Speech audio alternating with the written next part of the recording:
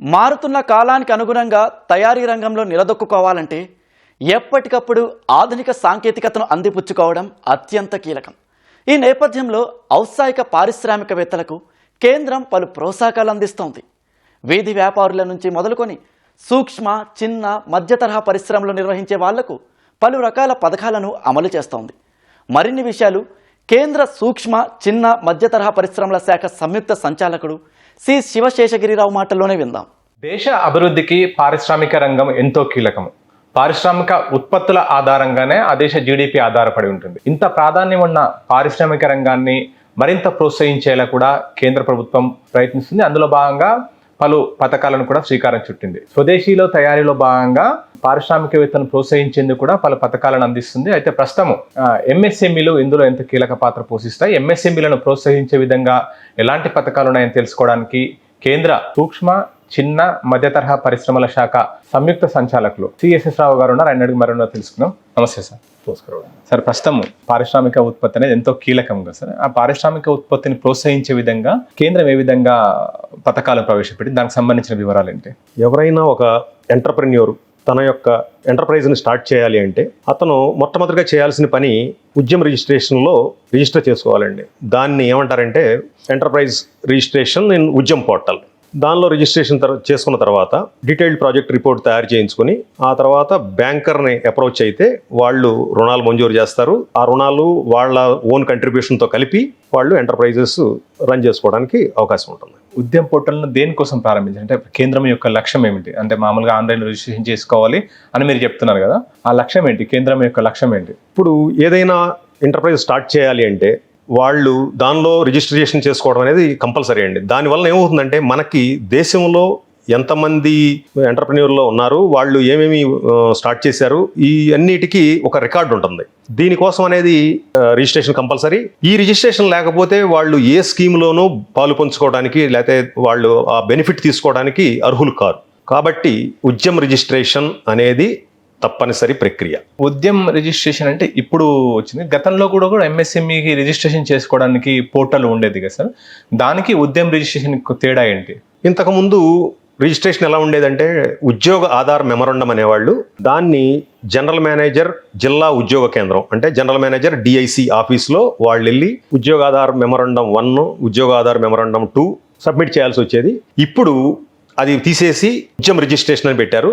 ఇంతకుముందు ఎవరైతే ఉద్యోగ ఆధార్ మెమరాండం సబ్మిట్ చేసి ఉన్నారో వాళ్ళు కూడా బెనిఫిట్ తీసుకోవాలంటే దానిలో నుంచి దీనిలోకి మారటం అనేది తప్పనిసరి. దాన్ని ఏమంటారంటే మైగ్రేషన్ అంటారు. అది తప్పనిసరి అండి. Okay sir. సాధారణంగా ఆన్లైన్లోనే చేసుకోవాలి ఉద్యమ రిజిస్ట్రేషన్.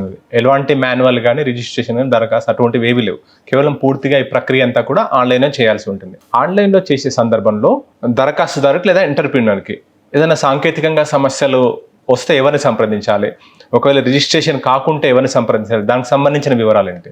ఇది చాలా సింపుల్ ప్రక్రియ అండి. ఎవరైనా సరే వాళ్ళ own Aadhaar card, pan card, Aadhaar card యొక్క ఓటీపీ వచ్చే మొబైల్ నెంబర్ పక్కన పెట్టుకుంటే జస్ట్ ఒక 5 నిమిషాల్లో పూర్తయ్యే ప్రక్రియ. చాలా సులభతరం, చాలా సరళంగా ఉంటుంది. ఇన్ కేస్ వాళ్ళకి ఏమైనా ఇబ్బంది అయితే మా ఆఫీస్ ఫోన్ నెంబర్లు మేము మా రిసెప్షన్లో పెట్టాము, బోర్డుల మీద ఉన్నాయి. ఎవరైనా సరే మమ్మల్ని సంప్రదించవచ్చు. ఎనీ వర్కింగ్ డే, సోమవారం నుంచి శుక్రవారం వరకు ఉదయం 9 గంటల నుంచి 5:30 గంటల వరకు వాళ్ళు మా కార్యాలయాన్ని విజిట్ చేయొచ్చు. లేదంటే ఫోన్లో కూడా సంప్రదించవచ్చు. మేము వాళ్ళకి తగిన సహాయం అందిస్తాం. Okay sir. ఉద్యమ్ పోర్టల్ ఎప్పుడు అందుబాటులోకి వచ్చింది? ఉద్యమ్ పోర్టల్ అందుబాటులోకి వచ్చిన తర్వాత ఎంతమంది దరఖాస్తు చేసుకున్నారు? దేశవ్యాప్తంగా ఆ డిజిట్ ఏ విధంగా ఉంది? మళ్ళీ తెలుగు రాష్ట్రాలకు సంబంధించిన డేటా ఏ విధంగా ఉంది? పురోగతి ఉందా? దరఖాస్తు విధానంలో ఏంటి? దానికి ఇప్పటి వరకు తెలుగు రాష్ట్రాల్లో చూసుకుంటేనండి తెలంగాణలో 22,87,000 పైగా ఎంటర్ప్రైజెస్ రిజిస్టర్ అయి ఉన్నాయి. అదే ఆంధ్రప్రదేశ్కి వస్తే 23,26,000 ఉద్యమ రిజిస్ట్రేషన్స్ ఉన్నాయి. ఈ అన్ని సూక్ష్మ, చిన్న, మధ్య 3 కేటగిరీలు కలిపి అనమాట అండి. అలాగే భారతదేశం మొత్తంలో తీసుకుంటే 5,20,00,000 పైగా ఉద్యమ రిజిస్ట్రేషన్లు జరిగి ఉన్నాయి. Okay sir. అంటే ఈ ఉద్యమ రిజిస్ట్రేషన్ చేసుకోవడం వల్ల ఎంఎస్ఎంఈలకు ఎలాంటి బెనిఫిట్స్ ఉంటాయి? వాళ్ళకు ఉండే సౌలభ్యాలు ఏంటి? ఉద్యమ రిజిస్ట్రేషన్లో పోర్టల్లో రిజిస్ట్రేషన్ చేసుకున్న తర్వాత కేంద్ర సూక్ష్మ, చిన్న, మధ్య తరహా శాఖ నుంచి, పరిశ్రమల శాఖ నుంచి ఏ విధంగా వాళ్ళకి తోడ్పాటును అందిస్తారో, వాళ్ళకు అనుసంధానం ఏ విధంగా చేస్తారు మీరు? ఏ ఎంటర్ప్రైజ్ గానేనండి ministry of micro small and medium enterprises మంత్రిత్వ శాఖ అందించే ఏ స్కీములో భాగం పంచుకోవాలన్నా కానీ వాళ్ళకి ఈ రిజిస్ట్రేషన్ అనేది తప్పనిసరి. దీనిలో కొన్ని లోన్ను ప్రొవైడ్ చేసే స్కీమ్స్ ఉన్నాయి, కొన్ని ఇన్ఫ్రాస్ట్రక్చర్ ప్రొవైడ్ చేసే స్కీములు ఉన్నాయి, కొన్ని వాళ్ళ కాంపిటేటివ్నెస్ని అంటే వాళ్ళ ఉత్పాదకతను పెంపొందించడానికి జరిగే స్కీమ్స్ ఉన్నాయి, స్కిల్ని పెంచుకోవడానికి జరిగే స్కీమ్స్ ఉన్నాయి.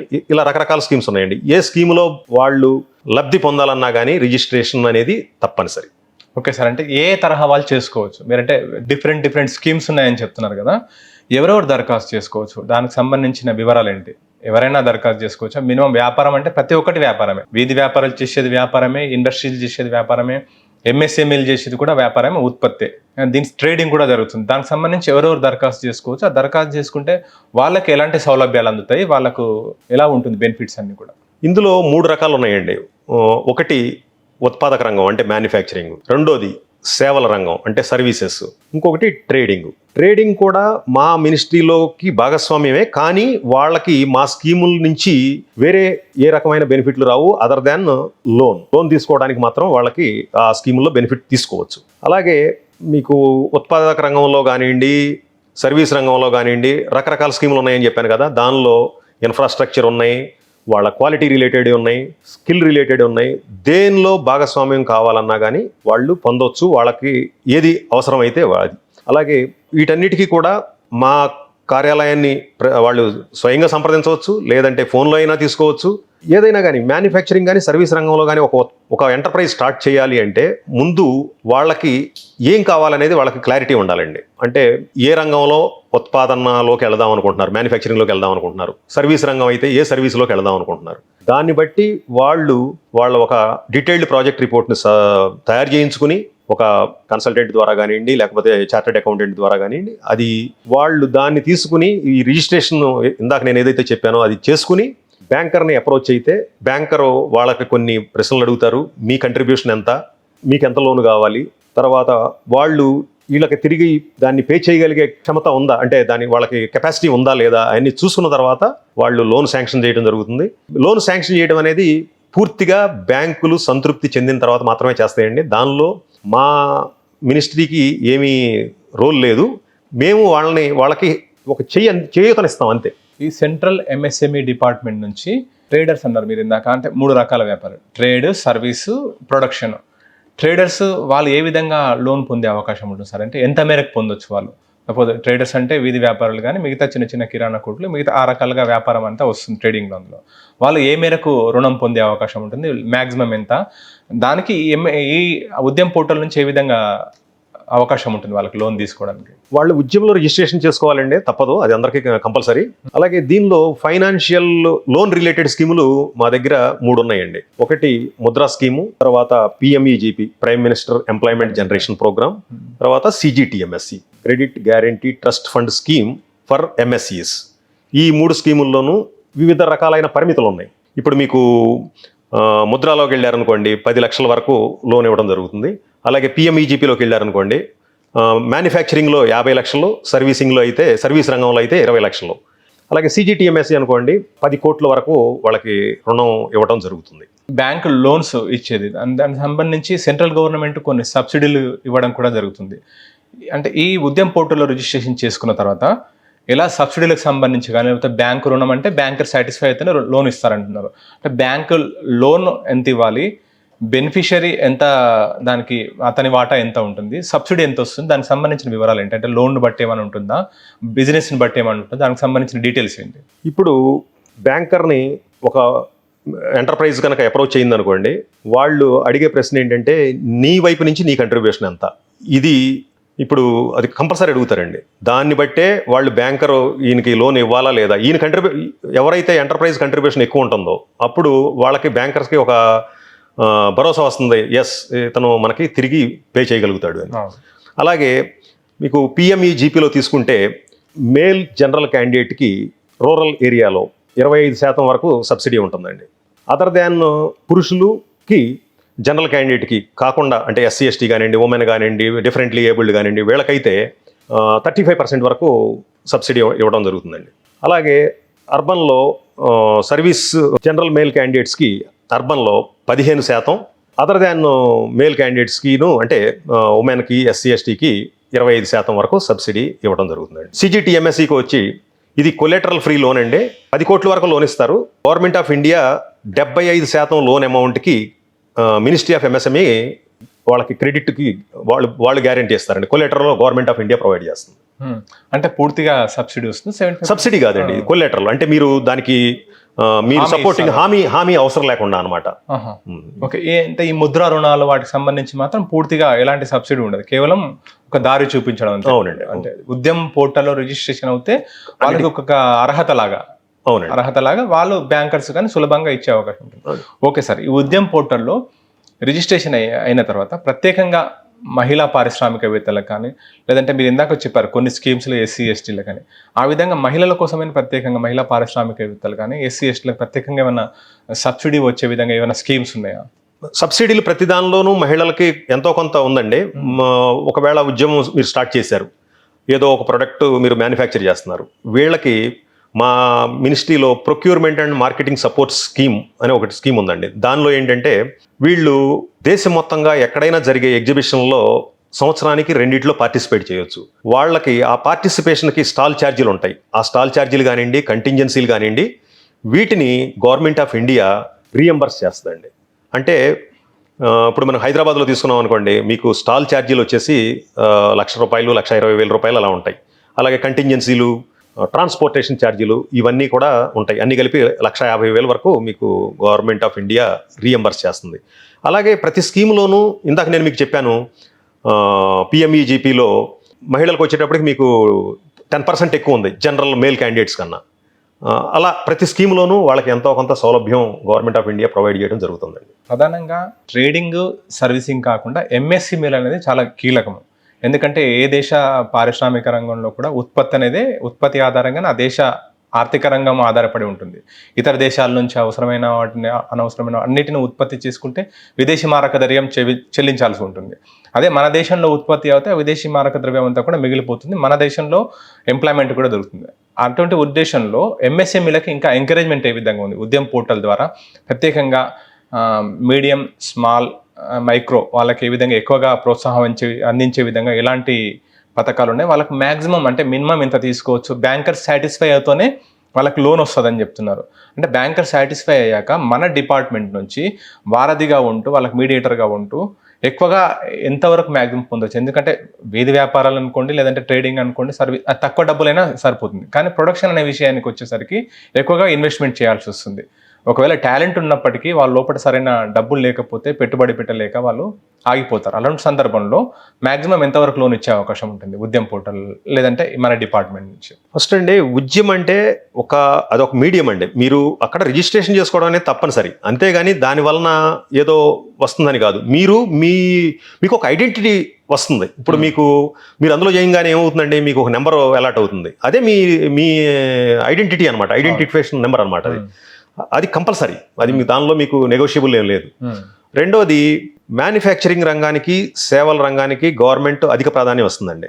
ట్రేడర్స్ అనేది వాళ్ళకి ఇందులో నుంచి వచ్చేది ఏంటంటే, వాళ్ళకి ఓన్లీ నేను ఇందాక చెప్పినట్టుగా లోన్లకు మాత్రమే గవర్నమెంట్ వాళ్ళకి ప్రొవైడ్ చేయడం జరుగుతుంది. వాళ్ళకి సహాయం లోన్ స్కీముల ద్వారా లోన్లు ప్రొవైడ్ చేయడం జరుగుతుంది.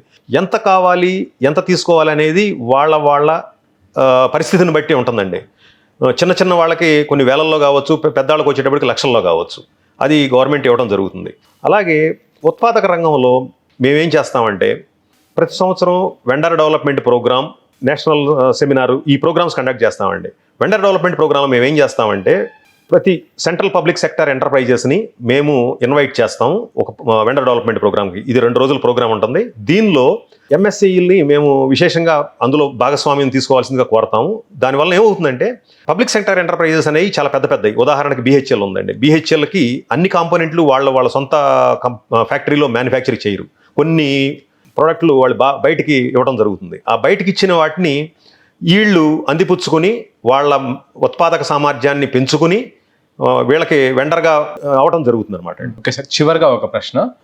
ఈ ఉద్యమ్ పోర్టల్ ద్వారా ఎన్ని లాభాలు ఉన్నాయి? అంటే ఒక వ్యాపారి కానీ, లేదంటే ఒక ఉత్పత్తిదారుడు కానీ సేవల రంగంలో కొనసాగాలనుకునే వాళ్ళు కానీ వాళ్ళు తమ వ్యాపారాన్ని వృద్ధి చేసుకోవాలంటే ఎట్టి పరిస్థితుల్లో ఉద్యమ్ పోర్టల్లో రిజిస్ట్రేషన్ చేసుకోవాలి. ఆ తదుపరి వాళ్ళకి ఎలాంటి ప్రక్రియ అయినా సరే సబ్సిడీ కానీ బ్యాంక్ లోన్స్ కానీ వచ్చే అవకాశం ఉంది. ఇంత కీలకమైన ఉద్యమ్ పోర్టల్ గురించి అందరికీ పూర్తి స్థాయిలో అవగాహన ఉందా, లేకపోతే మీరు ఇంకా అందరికీ అంటే గ్రామీణ స్థాయిలో కూడా చాలా మంది వ్యాపారాలు చేసే వాళ్ళు ఉంటారు, మైక్రో అక్కడ ఇండస్ట్రీస్ కూడా అక్కడ ఉంటాయి, అలాంటి వాళ్ళకి అవగాహన కల్పించడానికి మీ తరపున ఎలాంటి చర్యలు తీసుకుంటున్నారు? ఇందులో రిజిస్ట్రేషన్ చేయాలనుకున్న వాళ్ళు, దాని గురించి అవగాహన కావాలనుకునే వాళ్ళు జిల్లా ఉద్యోగ కేంద్రం అంటే డిస్ట్రిక్ట్ ఇండస్ట్రీస్ సెంటర్ ఆఫీస్ ఉంటుందండి. ప్రతి కలెక్టరేట్లోనే ఉంటుంది ఇది. అక్కడ జనరల్ మేనేజరు దానికి హెడ్ ఆ ఆఫీస్కి, ఆ కింద కొంతమంది అధికారులు ఉంటారు, కొంతమంది స్టాఫ్ ఉంటారు. ఎవరైతే రిజిస్ట్రేషన్ చేసుకోవాలనుకుంటారో, ఉద్యమం స్టార్ట్ చేయాలనుకుంటారో వాళ్ళని కలిసి తగు వివరాలు పొందవచ్చు. అవగాహన కల్పించడానికి ఏం చేస్తామంటే ప్రతి సంవత్సరం ministry of MSME entrepreneurship awareness programs అనేది కండక్ట్ చేస్తుందండి.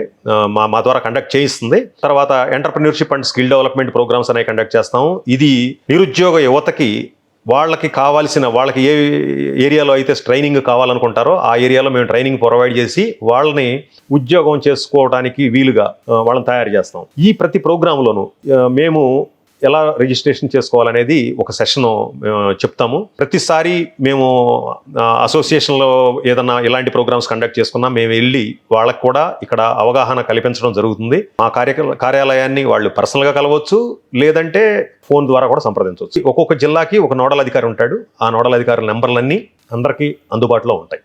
Okay sir, thank you very much. ప్రస్తుతం వ్యాపార రంగంలో రాణించాలనుకున్నా, ఏదన్నా ఎంఎస్ఎంఈ స్థాపించాలనుకున్నప్పటికీ కూడా కీలకంగా కేంద్ర ప్రభుత్వం ఎన్నో సంక్షేమ పథకాలను అమలు చేస్తుంది, ఎన్నో పథకాలు కూడా అందిస్తుంది. అలాంటి పథకాలను అందిపుచ్చుకోవాలంటే ఉద్యమ్ పోర్టల్లో తప్పక రిజిస్ట్రేషన్ చేసుకోవాలని చెప్పి కూడా డిపార్ట్మెంట్ ఆఫ్ ఎంఎస్ఎంఈ వాళ్ళు చెప్తున్నారు. కెమెరా పర్సన్ రమేష్తో శ్రీకాంత్, ఈటీవీ న్యూస్, హైదరాబాద్.